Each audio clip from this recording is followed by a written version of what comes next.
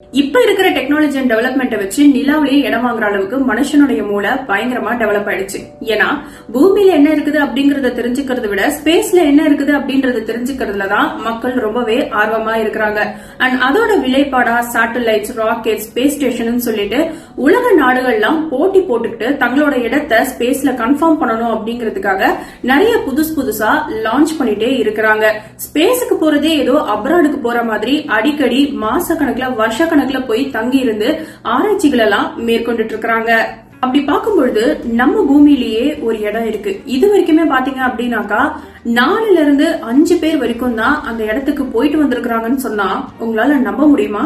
அப்படி அந்த இடம் என்ன ஸ்பேஸ் விட ரொம்ப டேஞ்சரஸா அப்படின்னு கேட்டீங்கன்னா எஸ், கண்டிப்பா இந்த இடம் ஸ்பேஸ் விட ரொம்ப டேஞ்சரஸான இடம் அப்படின்னு கூட சொல்லலாம். அப்படி என்ன இடம் அது பார்க்கலாம்.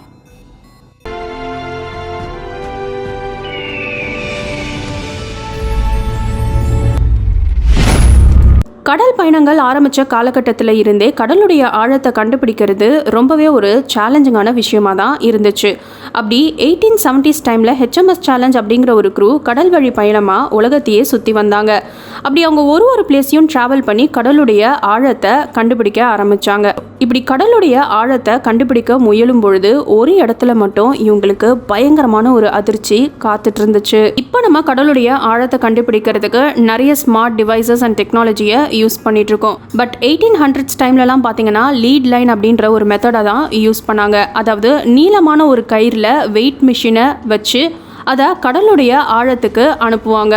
அப்படி அந்த வெயிட் மிஷின் போய் கடலுடைய தரையை தொடர டிஸ்டன்ஸை வச்சு தான் கடலுடைய ஆழத்தை கணக்கிடுவாங்க. அப்படி இந்த HMS குரூப் ஒரு தடவை வெஸ்டர்ன் பசிபிக் அப்படிங்கிற ஏரியாவில் கடலுடைய ஆழத்தை தெரிஞ்சுக்கலாம் அப்படின்னு சொல்லிட்டு கயிறை உள்ள விட ஆரம்பிச்சாங்க. கயிறை விட விட அது கடலுடைய ஆழத்துக்கு போயிட்டே இருக்குதே தவிர அது தரையை தொட்ட மாதிரியே தெரியல. அப்படி இந்த HMS க்ரூவால் ஃபர்ஸ்ட் பதிவு பண்ண டிஸ்டன்ஸ் எவ்வளோ அப்படின்னு பார்த்தீங்கன்னா 4475 ஃபேத்தம்ஸ், அதாவது 28,850 அடி, 5 மைல் ஆழ்கடல் பகுதி அப்படின்னு சொல்லிட்டு ஃபர்ஸ்ட் அவங்க இதை தான் ரெக்கார்ட் பண்ணாங்க. இந்த இடம் வேற எதுவும் கிடையாது, த டீப் சேலஞ்சர் அப்படின்னு அழைக்கப்படக்கூடிய மரியானா ட்ரென்ச். கடலில் ரொம்பவே ஒரு ஆழமான இடம் இருக்குது. அந்த இடம் ஏன் இவ்வளோ ஆழமாக இருக்குது, அப்படி அந்த ஆழத்துக்குள்ளே என்ன தான் இருக்குது அப்படிங்கிறத தெரிஞ்சுக்க அப்போ அந்த க்ரூ முயற்சி பண்ணலை. ஏன்னா ஆழ்கடல் பயணங்கள் அப்படிங்கிறது அந்த காலத்தில் சாத்தியமில்லாத ஒரு விஷயமா தான் இருந்துச்சு. இது முடிஞ்சு கிட்டத்தட்ட 75 வருஷத்துக்கு அப்புறம் இந்த கடலுடைய ஆழத்தை கண்டுபிடிக்கிறதுக்காக நம்ம யூஸ் பண்ணக்கூடிய டெக்னாலஜி தான் இந்த சோனார் டெக்னாலஜி. அதாவது 1940s டைமில் இன்ட்ரடியூஸ் பண்ணப்பட்டுச்சு. சரி, இப்போ இருக்கிற இந்த லேட்டஸ்ட் டெக்னாலஜியை யூஸ் பண்ணி இந்த கடலுடைய ஆழத்தை கண்டுபிடிக்கலாம் அப்படின்னு சொல்லிட்டு ரெக்கார்ட் பண்ண ஆரம்பிச்சாங்க. இப்படி ஒரு கடலுடைய ஆழத்தை செக் பண்ணிட்டு வரும்பொழுது தான் இந்த HMS க்ரூவால் ரெக்கார்ட் பண்ணப்பட்ட இந்த மரியானா ட்ரென்ச் பற்றியான குறிப்பு இவங்களுக்கு கிடைக்குது. அப்போ இந்த ஆழ்கடல் பகுதியோட ஆழம் எவ்வளோதான் இருக்கும் அப்படிங்கிறத அவங்க சோதிக்க ஆரம்பிச்சாங்க. இந்த சோனார் கருவி கொடுத்த டீட்டெயில்ஸை வச்சு இந்த மரியானா ட்ரென்ச்சோட டெப்த் எவ்வளோ இருக்கும் அப்படிங்கிறத கால்குலேட் பண்ணி பார்க்கும்பொழுது ஆராய்ச்சியாளர்கள் மிரண்டு போயிருக்கிறாங்க. 2550 kilometres length, 69 kilometres wide and 43 miles of வைடுன்னு சொல்லிட்டு ரொம்பவே ஒரு பிரம்மாண்டமான ஆழ்கடல் பகுதியாக தான் இந்த மரியானா ட்ரென்ச் இருந்திருக்குது. கரெக்டாக சொல்லணும்னா மவுண்ட் எவரெஸ்டையே இந்த மரியானா ட்ரென்ச்சில் கவிழ்த்தி போட்டால் கூட அதையும் தாண்டி சில ஆயிரம் அடிகள் ஆழத்தில் இருக்கிறது தான் இந்த மரியானா ட்ரென்ச். உலகத்தில் இருக்கிற உயரமான பில்டிங் சொல்லப்படக்கூடிய புர்ஜ் கலிஃபாவை மரியானா ட்ரென்ச்சோடைய அடி ஆழத்திலிருந்து 14 தடவை அடிக்கிட்டு வந்தாதான் கடலுடைய மேல் பரப்பையே தொட முடியும் அப்படின்ற மாதிரி சொல்றாங்க. கடல்ல இந்த மாதிரியான ஒரு இடம் இருக்குது அப்படின்னு தெரிஞ்சா ஆராய்ச்சியாளர்கள் சும்மா இருப்பாங்களா? இன்னுமே அவங்களோட ஆர்வத்தை தூண்டுற மாதிரி அப்படி அந்த ஆழ்கடல் பகுதியில் என்னதான் இருக்குது அப்படிங்கிறத தெரிஞ்சுக்கிறதுக்கு 2 ஆராய்ச்சியாளர்கள் முன் வந்தாங்க. அண்ட் அவங்க தான் ஜாக்வஸ் பிக்காடோ அண்ட் டான் வால்ஷ். இந்த மரியானா ட்ரென்ச்சோட ஆழத்தை கண்டுபிடிக்கிறது இவ்வளோ சேலஞ்சிங்கான விஷயம் இருக்கும்பொழுது அந்த ஆழத்துக்குள்ளே இறங்கி பயணம் பண்ணுறது அவ்வளோ ஈஸியான விஷயம் கிடையாது. அது மட்டும் இல்லாமல் ஆழ்கடலில் ப்ரெஷர் ரொம்பவே ஜாஸ்தியாக இருக்கும் அப்படிங்கிறதுனால அதை தாங்கக்கூடிய வகையில் ஒரு சப்மரீனை ரெடி பண்ணணும் அப்படின்னு சொல்லிட்டு ஜாக்வஸ் பிக்காடாவும் அவங்களுடைய அப்பாவான ஆகஸ்ட் பிக்காடாவும் சேர்ந்து 1953 இதுக்கான வேலைகளை ஆரம்பித்தாங்க. ரொம்ப ஸ்ட்ராங்கான ஒரு சப்மரீன், அதாவது ட்ரியாஸ்டி அப்படிங்கிற ஒரு சப்மரீனை கிட்டத்தட்ட 7 வருஷமாக ஹார்ட் ஒர்க் பண்ணி ரெடி பண்ணாங்க. அண்ட் 1958 டைமில் 3 மைல் அளவுக்கு இதை டெஸ்ட் ட்ரைவும் பண்ணி பார்த்துருக்காங்க. அண்ட் ஃபைனலி 1916 ஜனவரி 23 அன்னைக்கு ஆழ்கடல் பயணத்தை ஜாக்வஸ் பிக்காடாவும் டான் வால்ஷ்லேயும் மேற்கொண்டாங்க. இவங்க 2 பேரும் அவங்களுடைய நீர்மூழ்கி கப்பல்ல மரியானா ட்ரெஞ்சோட ஆழத்தை நோக்கி கீழே இறங்க ஆரம்பிச்சாங்க. நம்மளுடைய வானத்துல எப்படி 3ல இருந்து 4 லேயர்ஸ் வரைக்கும் இருக்குமோ அதே மாதிரி ஆழ்கடல்லையும் 3ல இருந்து 4 லேயர்ஸ் வரைக்கும் இருக்கும். கடலுடைய மேல் பரப்பை அதாவது ஒரு 100ல இருந்து 200 மீட்டர் வரைக்கும் ஃபார்டிக் ஜோன் அப்படின்னு சொல்லுவாங்க. இந்த டிஸ்கவரி சேனலில் நம்ம பார்க்கக்கூடிய கடல்வாழ் உயிரினங்களெல்லாம் காமிக்கக்கூடியது இந்த ஜோனில் தான். இங்கே 100% சூரிய வெளிச்சம் இருக்கும்.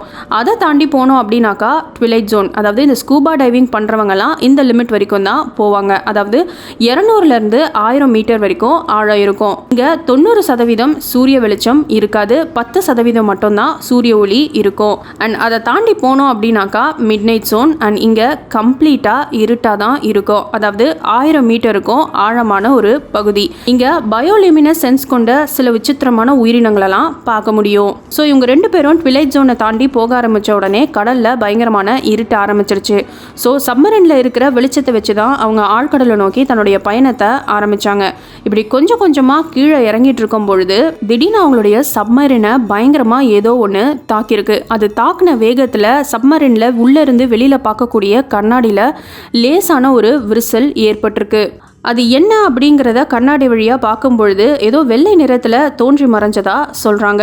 இதனால ரொம்பவே பயந்து போன டான் வாஷ்லேயே நம்ம மேலே போயிடலாம் அப்படின்னு சொல்லும் பொழுது இவ்வளோ தூரம் வந்துட்டு எதுக்கு திரும்பி போகணும் அப்படின்னு சொல்லிட்டு பிக்காடோ சப்மரீனை கீழே நோக்கி பயணம் செஞ்சுருக்கிறாரு. நல்ல வேலையாக அந்த சப்மரீனில் விழுந்த விரிசல் மேற்கொண்டு எந்த ஒரு பிரச்சனையும் கொடுக்கல. ரொம்பவே திக்கான கிளாஸஸில் இருக்கிறதுனால இவங்க உயிர் பிழைச்சாங்க. சப்போஸ் இவங்களுடைய அந்த கிளாஸில் விரிசல் ஜாஸ்தியாகி தண்ணி உள்ளே வர ஆரம்பிச்சிருந்தது அப்படின்னாக்கா கண்டிப்பாக சப்மரீன் உள்ளுக்குள்ளேயே இம்ப்ளோட் ஆயிருக்கும். ஸோ இவங்க 2 பேரும் சக்ஸஸ்ஃபுல்லாக மரியானா ட்ரெஞ்சோட ஆழத்தை ரீச் ஆகிட்டு அங்கே 20 நிமிஷம் வரைக்கும் இருந்துட்டு சர்ஃபேஸுக்கு வந்துட்டாங்க. சேலஞ்சர் டீப் அப்படின்னு அழைக்கப்படக்கூடிய மரியானா ட்ரெஞ்சோட ஆழத்தை போய் ஃபர்ஸ்ட் தொட்டுட்டு வந்தவங்க இவங்க 2 பேர் தான். இதுக்கப்புறம் 1985 டைமில் ஆள் யாரும் இல்லாமல் அட்வான்ஸான ஒரு நீர்மூழ்கி கப்பலை இந்த அடி ஆழத்துக்கு அமிச்சாங்க. ஆனால் 60% இது ரீச் ஆன உடனேவே இதுக்குள்ளே ஏதோ ஒரு கோளாறு நடந்து இதை திரும்பி மேலே கொண்டு வர மாதிரி ஆயிடுச்சு. அதுக்கப்புறம் இந்த ஆழ்கடல் ஆராய்ச்சியை யாரும் பண்ணலை. கடைசியாக டைட்டானிக் படத்தோட டைரக்டரான ஜேம்ஸ் கேமரூன் இந்த சேலஞ்சர் டீப்பை ட்ரை பண்ணார்.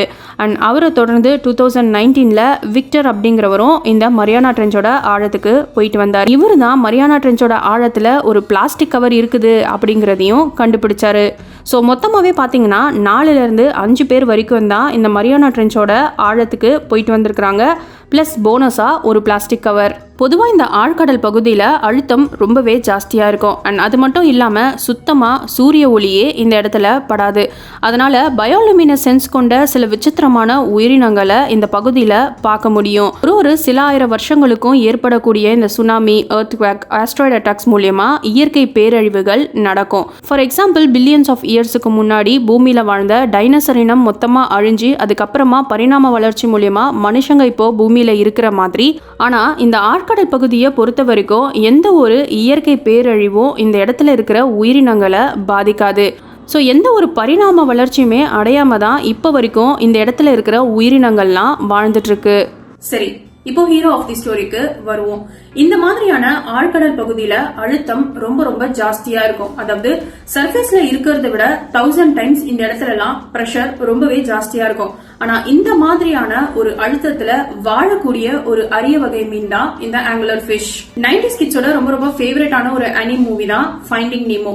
இந்த படத்தை பார்க்காதவங்க இருக்கவே முடியாது. அண்ட் இந்த படத்துல ஆங்குலர் ஃபிஷோட ஒரு சீனும் வரும். இந்த சீன்ல பாத்தீங்கன்னா இந்த ஆங்குலர் ஃபிஷ் தன்னுடைய மண்டை மேல இருக்கிற இந்த ஆண்டனாவை தூண்டில் மாதிரி யூஸ் பண்ணி மீன்களை வேட்டையாடி சாப்பிடும். இந்த angler fish midnight zone அப்படின்னு அழைக்கப்படக்கூடிய பயங்கர இருட்டான பகுதியில இருக்கிறதுனால இதுங்களோட ஆண்டனாவை அங்க இருக்கிற பயோலுமினஸ் சென்ஸ் கொண்ட பாக்டீரியா மூலியமா ஒளிர வச்சு அது மூலியமா தூண்டில் போட்டு மீன்களை வேட்டையாடும்.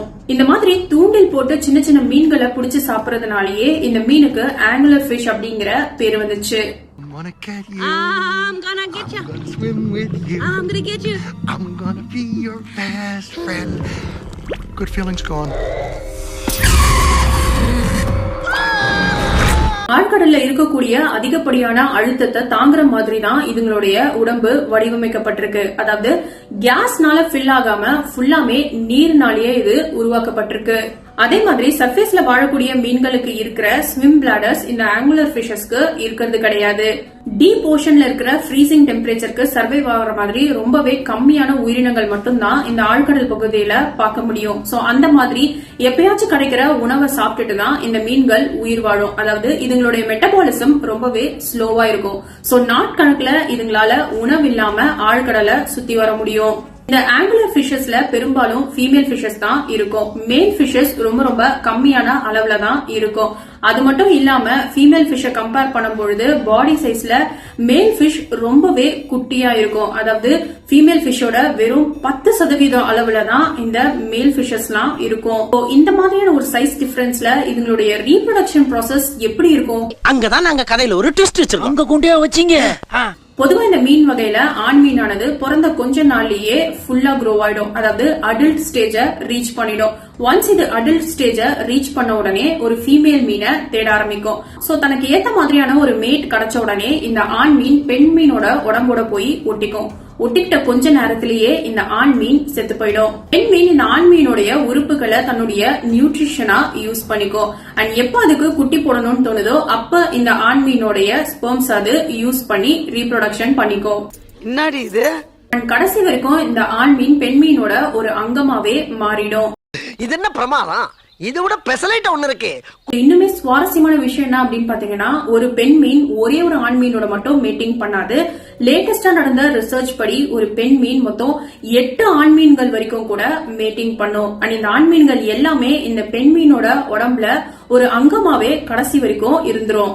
ஒரே கள்ள உறவா இருக்கேடா. நல்ல உறவுல ஏதுடா கிக்கு? அப்ப அந்த லதா பொண்ணு 3 மாசம் கர்ப்பம் இல்லையாடா? இத பாராசிட்டிக் ரீப்ரொடக்ஷன், அதாவது ஒட்டுண்ணி மாதிரியான ஒரு ரீப்ரொடக்ஷன் ப்ராசஸ் அப்படின்னு சொல்றாங்க. அதனாலேயே இந்த மீன் வகை ரொம்ப ரொம்ப ஒரு ரேரான பிரீடா பார்க்கப்படுது. சோ இந்த ஆங்குலர் ஃபிஷ்ல black sea devil, humpback, angler, deep sea, frog type, monkfish, football ஃபிஷ்னு சொல்லிட்டு இந்த மாதிரி மொத்தம் 200 டைப்ஸ் ஆஃப் ஆங்குலர் ஃபிஷ் கடல்ல வாழ்ந்துட்டு இருக்கு. ஆழ்கடல்ல மட்டுமே பார்க்கக்கூடிய இந்த ஆங்குலர் ஃபிஷ சர்ஃபேஸ்ல பாக்குறது அப்படிங்கிறது ரொம்ப ரொம்ப அபூர்வமான ஒரு விஷயம். அண்ட் அந்த மாதிரியான ஒரு சம்பவம் தான் February 2025 அன்னைக்கு நடந்திருக்குது. Back or black sea devil அப்படின்னு அழைக்கப்படக்கூடிய ஆங்குலர் ஃபிஷ ஸ்பெயின்ல இருக்கிற டெனோரிஃப் கேனரியா ஐலாண்ட்ல ஸ்பாட் பண்ணிருக்காங்க. இந்த மாதிரி ஆழ்கடல்ல வாழக்கூடிய மீன்கள் சர்ஃபேஸ்க்கு வரதுக்கு பின்னாடி இருக்கிற ரீசன்ஸ் எல்லாம் என்ன அப்படின்னு பாத்தீங்கன்னா, சிக்னஸ். இந்த மீன்களுக்கு உடம்பு சரியில்லாம இருந்திருக்கலாம். அப்படி இல்லைன்னா ஏதாவது ஒரு மீன் இதை துரத்திட்டு வந்திருக்கலாம். அதனால இதுங்க சர்ஃபேஸ்க்கு வந்திருக்கலாம்.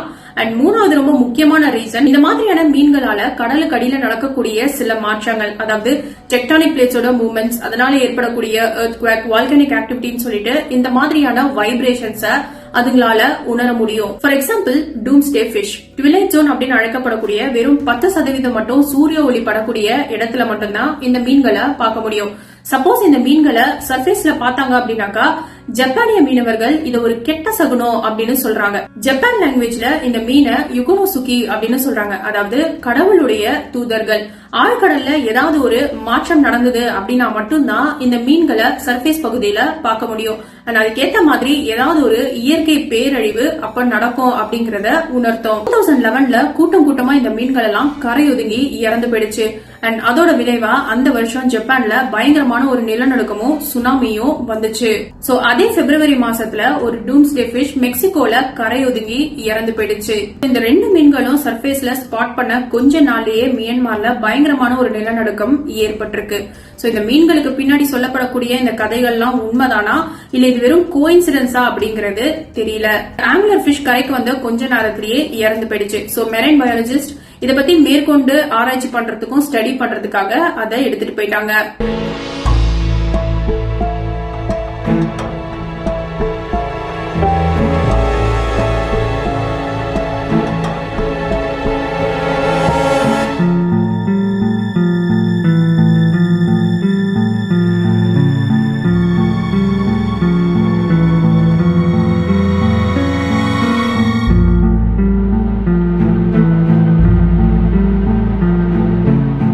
இந்த மாதிரியான நிறைய இன்ட்ரெஸ்டிங்கான வீடியோஸ்க்கு மறக்காம சேனல் சப்ஸ்கிரைப் பண்ணிக்கோங்க. நெக்ஸ்ட் வீடியோல சந்திக்கலாம்.